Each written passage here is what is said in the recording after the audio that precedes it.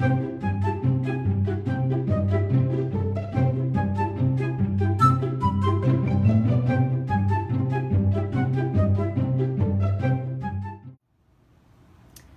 everyone, thanks for coming over today. We're going to do something really interesting. Do you ever make a necklace and just think, oh, I wish I had some colored chain? Well, it's not easy to find colored chain. If you want colored chain, you're going to have to make colored chain.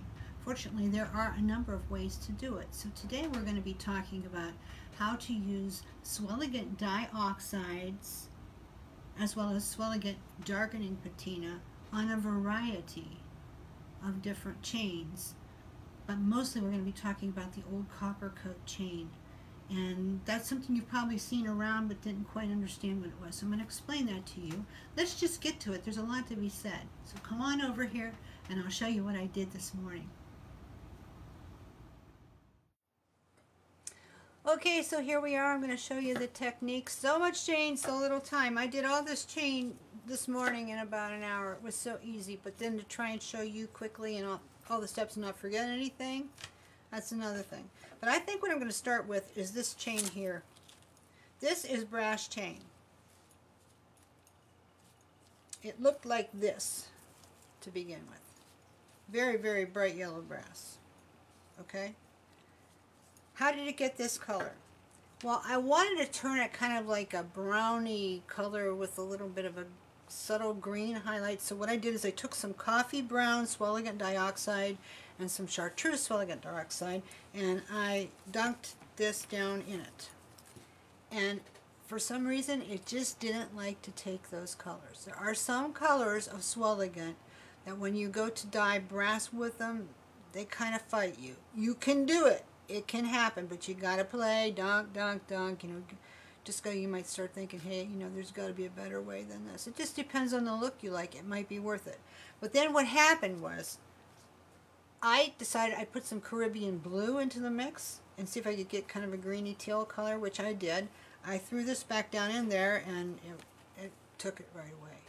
So what I'm finding with the dioxides is the deep, rich colors take real quick on metal. They take good on brass, they take good on copper, they take very nicely on pewter as well, as I've demonstrated in other videos. So that's how I got this color, and then I dried it off, just patting it in towels, and I heat set it. That just helps to get the excess off and get it all finished. And then to seal this, I put Swelligant Clear Coat, which you can buy from the line, into a bowl and dunked this up and down and thoroughly coated it with it, and then I set it aside on plastic and let it dry, patted it down, and pulled it through the towel until I couldn't see color on them. I couldn't see color on it anymore. Then I knew it was really good and sealed. If you can't see color on it anymore when you draw it through white paper towel, then you're done. It's good. This is good to go. And it's really got a cool look. I don't know if I'm done with this yet, though. I may do a few other things to this to make it look a little richer. But for now, you can see that it took. And here's another case in point. I have on my little warmer that we've talked about before, I have another piece of this very, very yellow chain that I put in here about, 15, 20 minutes ago. And this is indigo blue. And I have to say, it took quick. Ooh, look at that. It's got, if you guys can't see, it has the most beautiful glow, because that brass under it was kind of bright. And so I see violet highlights, I see some of that teal color, and I see the blue. You might want to dunk it even more. But that's what I got. Let me see, take it off there, you can see a little bit more. Yeah, now you can see a little bit more. Stuff kinks up a little bit once in a bit. So now what would I do with that? Well, I'd probably let that dry, and then I would take and I would start to probably distress it a little bit with maybe my emery block, which you can see is well used. Or just pat it down till I was sure all the excess was off and there was nothing that had formed into the kinks. And then I would probably swell again, clear coat it. Or there's another way that's fast and easy. Krylon. We always turn to Krylon. Krylon matte clear spray works. You're going to have to do probably 3 misted coats. 1 misted coat, walk away, come back, and you have to turn the chain as you do it because you got to get all the sides. And then again, once you draw it through a paper towel and no color comes off in the paper towel, white paper towel, then you're done. It's sealed. You're going to be fine. Although I would probably wait for maybe 48 hours before I used it in any kind of jewelry project. I'd probably wait about 48 hours just to kind of let everything settle down and cure. But on this one, since I've got this going and I have more of the dioxide and I don't want to waste it, I guess I'll go ahead and I'll throw that back down in there just for the sake of I can, and see if I can get a little richer. But I wanted you to see how that goes. You can, you know, dye whatever kind of stuff in there that you want. Now I have found that when you do copper coat chain and the dioxides, it kind of wants to slide off. It's something that's going to take a little playing for you to get color on there. However, it's very, very quick to get copper coat chain to darken and turn very, very rich. Rich like this. This almost looks like our rusted iron copper. Or rusted iron brass and rusted iron pewter, not copper. But it's the copper coat chain with darkening patina. And I'm going to show you in a minute how to do this. And again, it's super simple. But let me just talk to you for a minute about copper coat so that you know what is she talking about. Let me just turn this off for a second. Copper coat chain is something that you will find maybe from a vendor who sells vintage a lot. And there's copper coat chain and then there's copper coat chain. There's good stuff and then there's bad stuff, so you kind of need to know your vendor if you're buying it. But basically what it is it's steel chain. And you guys, if you've followed me for a while, you know how I feel about steel chain. I'm not a fan, never have been. But copper coat is an exception. I have great big rolls of copper coat that I bought almost 20 years ago, sitting upstairs in our little warehouse. And it looks like the day I bought it. It hasn't aged one bit. And when I bought it, it was already 50 years old. So now it's going on 70. And it looks great. Nothing wrong with it. This stuff is probably 30, 35 years old. And what it is a steel chain. It's a very good weight. It's nicely made. Steel is very strong. Very, very strong. But the problem is if you don't prep it or seal it, and you go and you plate over steel before you prep it or seal it, then it's going to break out in rust, because that's what steel does. It rusts. So you have to prep it properly by putting a copper coat over the top of it, and that's why they call this copper coat. Sometimes you'll even find brass stampings that have this color. Now, sometimes they have that color and they're, you know, the French stuff, the old gilt brass, the aged, it's high copper content, and that's something you just learn by handling it. But I wanted to show you one thing. This is our gingerbread pewter, and my guy formulated this finish so it would go with this old stuff. The old French findings, the old patina brasses goes with it. Look at what a great match is that. But you have to seal this before you use it. So if you go somewhere and you buy it from me or whoever, let's put that guy there, then you better know that it's good stuff. And you'll look at it and you'll see it doesn't have any corrosion coming out. It's clean. There's nothing clinging to it. This is good. This is good stuff. So what you need to do is about 3 coats misted like Krylon, both sides. Or you can get the clear coat product from Swelligant and put it in a bowl and dunk it up and down really good. Make sure it's all covered. You can even let it sit in it for a minute. Then take it out, put it on wads of paper towels, let it dry. Then after it dries, you can pull it through a paper towel and get any excess off a little bit. Get it just, the links broken up a little bit, and you're good to go. And that's what this is. See, this is, you can't tell this from this, but I know this is sealed because I sealed it. and it's just as fluid as this is. So, you know, you're putting that sealant on it is not going to mess it up at all. I used to think, oh, you know, you can't be doing this with chain because it's going to kink all up and get nasty. Well, if you're using a lot of acrylic paints or a lot of spray paint, because you can spray paint chain, but if you do that a lot, yeah, it will. You kind of have to go back and break the links up, and it gets kinked easy in that, and it's, you know, it's just not the best product for it. But these Patina products are great. The dioxides, I'm still experimenting. I thought they would probably slurp it right up. They do take it, but it takes a little time. But oh baby, the Patinas. Let me just show you, for example, so that you can see what happens. I should have done that a different way. That wasn't safety. Okay, Javi's laughing.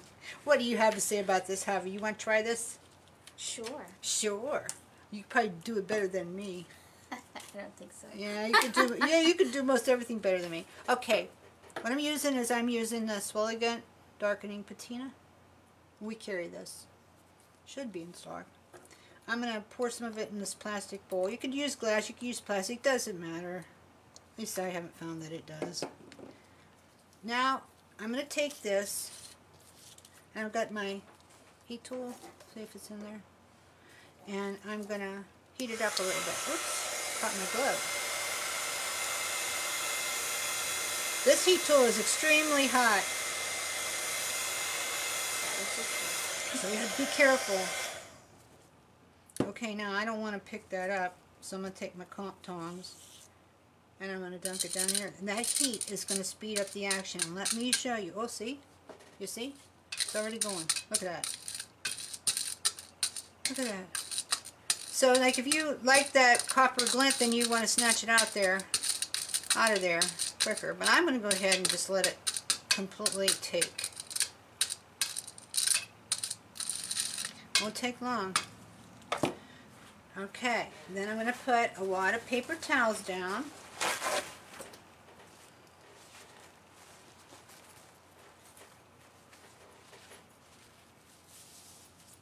So I can bring it on that, but first, before I do that, important step, anytime you use a patina product, when you take it out of the patina, and it did turn that patina black, don't worry about that, you can still use it so long as you're using like more copper coat or something, it can still do it. In fact, I could probably dunk my pewter down in there. In fact, I'm going to in a minute. Let's see what happens. I'll take that, it goes in water. Anytime has to go in water afterwards to neutralize it, because if you don't do that and neutralize it, it could just lay there and keep darkening, and sometimes it'll have an interaction with the metal, and it can corrode your metal, which is not what you want. Oh, I just flipped that on there. Okay, so you always want to neutralize it. That's extremely important to neutralize anytime you use stuff like that. Okay, let me put this out of the way. So now we've got blackened chain. That was like so fast and easy, wasn't it? So now I'm going to kind of dry it. Thank goodness paper towels are cheap, because you're going to go through a bunch of them. Buy the cheapest ones you can get. Okay. Alright, now it's nice and dry and neutralized. So I can get rid of this. Okay, so now what are we going to do to work with this? Well, I like to draw it through. I'm checking my links here to make sure. This one's a little bit kinked, but I can fix that later. Okay, so now what am I going to do? Well, I'm going to distress this a little bit and be sure I get any excess off. So to distress it, I could use my big wad of steel wool, my quadruple aught steel wool. I could do that, except sometimes when you do that, then it leaves little fibers on here, and you got to pick them out, which is annoying. Javi's saying yes. Okay, so I decided I'm going to use my nail block. Okay, so I'm just going to hold it and go down. I could have heat set it again if I wanted to. I didn't. No harm done. It's fine.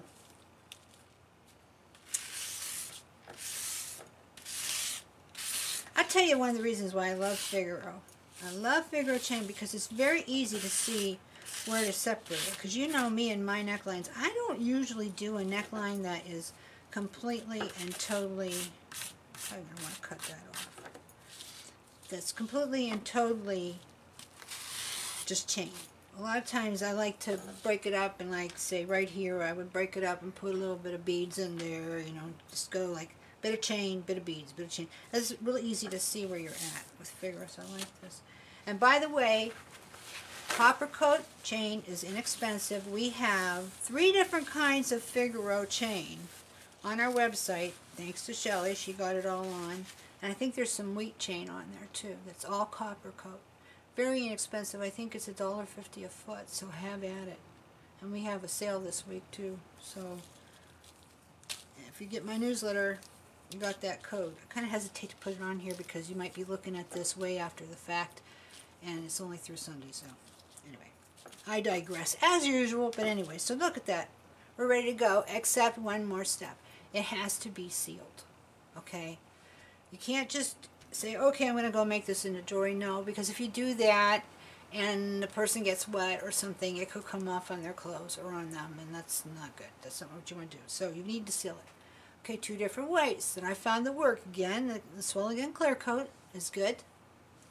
You can dunk it down in a bunch of that, let it sit for a minute, take it out and let it dry. Make sure you got all the edges of it. And then break up the links and let it wait for, you know, like 48 hours before you use it. This is really good and dry and cured.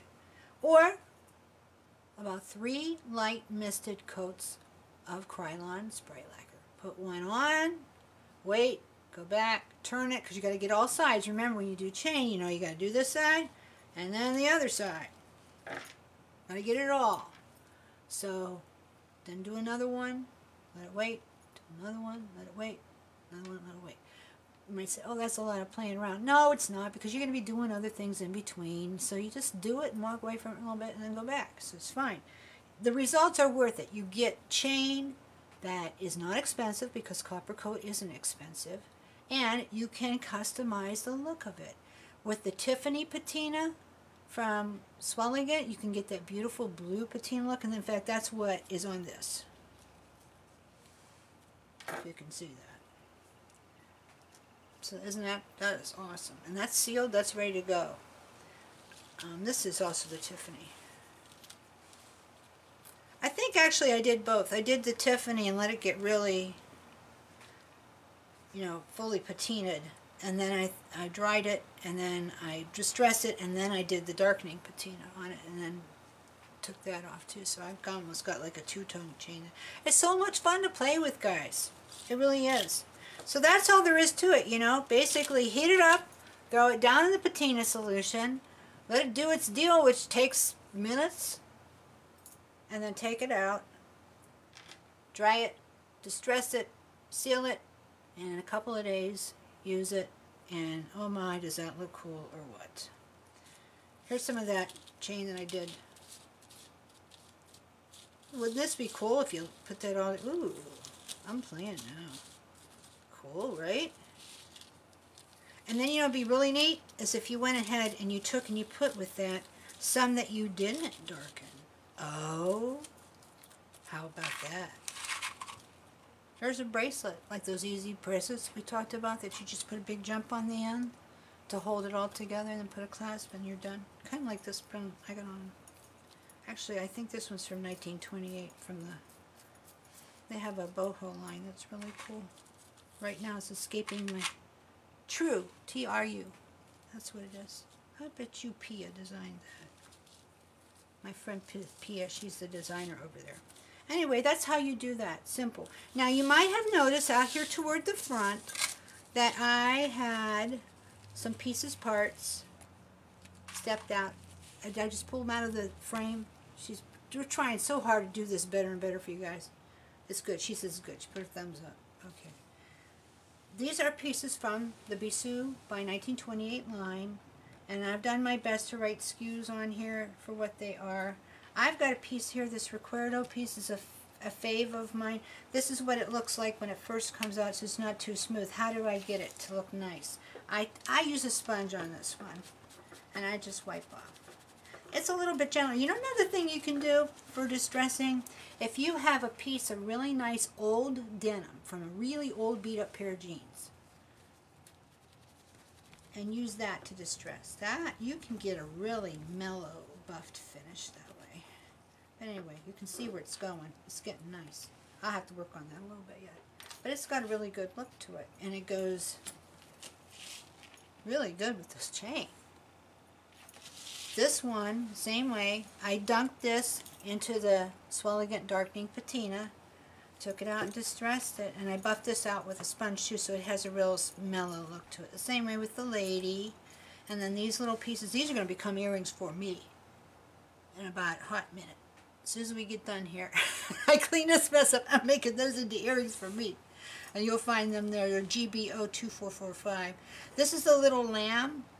Those of you who have followed me for a long, long time might remember this guy from back in my eBay days. I had a whole lot of old French back then, and people literally fought over this.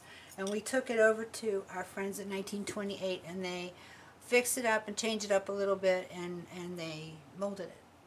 So now, there are no more out there hardly in the world, and you can still have one because I have it now in the pewter with the gingerbread finish. And then this has got the darkening. I did the darkening to bring the details out because there's a ton of detail in that piece. Same with the bird. Now this is the raw pewter that went into the darkening patina. So you just take the raw pewter and you throw it down in the darkening patina and it goes black. I did this piece too, which is a spinner that they made just a few of them for me. There you go. And I put the 3-hole, well, they put the 3-hole bead on it. They have to do that. It's kind of fussy. They showed me how to do it, but I knew immediately that it would probably not be something that I wanted to do. Just, anyway, so I did that by dunking it in darkening patina. And maybe I'll just take 1 second and show you. Here's a piece of raw pewter. Let's see. I'm going to heat it up first, real quick. We're about done. In case you're hungry or something, or the phone's ringing, you know we're about done. Of course, you can always pause me. Just don't delete me. Okay, I'm going to throw that down in there. I'm only getting one side. It sometimes will take very fast, and other times not. See, it's already starting. I think I'll put a little bit more. This is probably not as fresh as it should be because it's got a lot of little particles come off. Yeah, this one's going to take a little playing. I think I left this one in there a few minutes, but you can see it's taking. But anyway, the thing is when you do this pewter, and there's proof it works, when you do it, it's going to basically do one thing. It doesn't matter what patina product you use. If you use the Tiffany, the green, gold, sapphire, blue, whatever patina product from Swelligant, it's going to always go black. It's just what it does. That's the way pewter is. This might not have turned so good because, oh, now it's going great. Okay. I was thinking maybe because it was a little bit too corrupted, but nah. It just needed a minute. Okay, let me get my towels out just so we can have one more look at it. Oh, and remember, what do we have to do when we take it out of the patina? Do you remember, hubby? Yeah. What? Put it in water. Yes. Why? Why? Because it will keep turning. Yeah, we'll just keep going until it's totally corroded. That's why. It'll eat it away. Yeah, yeah, it will. Okay. So, but this is fast, just like that. Just like when you're quenching something from your torch. You know, you just throw it in there and take it back out. That's it. That's all you need to do. You're done. Okay, now we got black pewter. I'll block that. Let's get this out of here. Bye-bye, dirty old patina. Time to throw that out, I think. Look at that. Pretty cool, right? So what do? Well, I'm going to wipe some of that back. And then just let it dry. Sometimes you want to get it looking kind of funky. You can put the heat gun on it. And sometimes with the heat, it'll get a little bit of a green, or it'll lighten up a little bit. So you can fuss with it. Or if you wanted more patina on it, you could simply just use a swab like this and put a little bit of the patina stuff on it and just rub it on. After you heat gunned it, it would take a little bit darker. But then remember, you have to neutralize it. That's the main thing. Okay, move this guy back. And then you can distress it and you can bring out the silver highlights from underneath. So that's I mean, it couldn't be easier. So my suggestion to you is that you come on over to Bisou Boutiques and you try some of this wonderful product. This stuff, I can't tell you how fabulous this stuff is. It has such a nice weight to it. Nobody else makes stuff that looks like this, that has this much detail. There are people that have tried, it is just not the same. The pewter formula that they use at 1928 actually contains a little bit of silver. That's why it does cost a little bit more, but not that much. And the reason it has the silver in it is because when they heat that, they take that out of the heat pot or the crucible and they pour it, it just flows into every nook and cranny and picks up every nuance of detail in that mold that you can imagine. So when it comes out, it looks like the original piece did. And that's why their jewelry is what it is. It's fabulous. And that's why now we can have jewelry that is fabulouser than ever, because we can get these parts. And you'll find them at BisouBoutiques.com underneath the Bisou by 1928 section. And if you come over, you can use this code New to Bisou. That's all caps. NEWTOBSUE. Javi, you'll put it in underneath. Okay. You put that in there, and it will take $5 off $30 for you. So if you have a $30 order, it will take $5 off. If you're a new customer and you haven't come before and you want to try some of this stuff, use that code. Get yourself a little bit of a deal, okay? And then come join us at the Bisou Boutiques Creative Group on Facebook, because we do this stuff all the time. You won't believe the stuff the pals over there do. It's a no stress, no drama group. Totally supportive, very, very kind, very loving. We care about each other, and we would love to have your company. So please come and join us over there for more learning and more fellowship with birds of a feather who like to create like you do. So get some of this stuff, give it a try, and we'll catch you on the flip-flop next time. I don't know what we're doing yet next time, but I hope to have another video maybe in a week or two for you. And we'll try not to wait so long. But anyway, thanks bunches, and you have a great